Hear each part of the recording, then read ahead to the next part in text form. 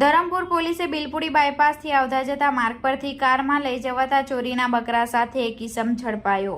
Dharampur police મથકના police inspector નિખિલભાઈ Bhoya અને PSI R.K.. પ્રજાપતિના માર્ગદર્શન હેઠળ એએસઆઈ અશોકભાઈ જાદવ, રાહુલ છગન, અરવિંદભાઈ ભોયા, વસંત માનસિંહ નાઓ સહિતની પોલીસની ટીમ પોલીસ મથક હદ વિસ્તારમાં ખાનગી વાહનમાં પેટ્રોલિંગ કરી રહ્યા હતા।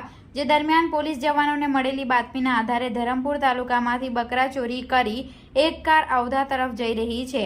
પોલીસ જવાનોને મળેલી બાતમીના આધારે ધરમપુર પોલીસની ટીમે બિલપુડી બાયપાસ પાસે બાતમીવાળી Santro car number MH01 BF 3301 ની વોચ ગોઠવી હતી।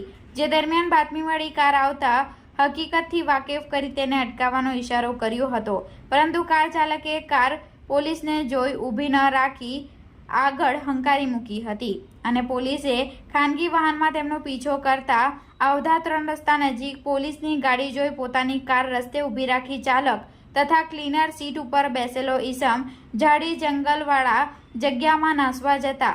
જે દરમિયાન ધરમપુર પોલીસે ખાનગી વાહનમાંથી ઉતરી કાર ચાલકને ઝડપી પાડ્યો હતો। જો કે ક્લીનર સીટ ઉપર બેસેલ અજાણ્યો ઈસમ ઘટના સ્થળેથી નાસી છૂટ્યો હતો। ધરમપુર પોલીસની ટીમે ચાલક તથા કાર પોલીસ મથકે લાવી ચેક કરતા કારની પાછળ સીટ પર 5 બકરા બકરી પગ તથા મોઢું બાંધેલી હાલતમાં મળી આવ્યા હતા।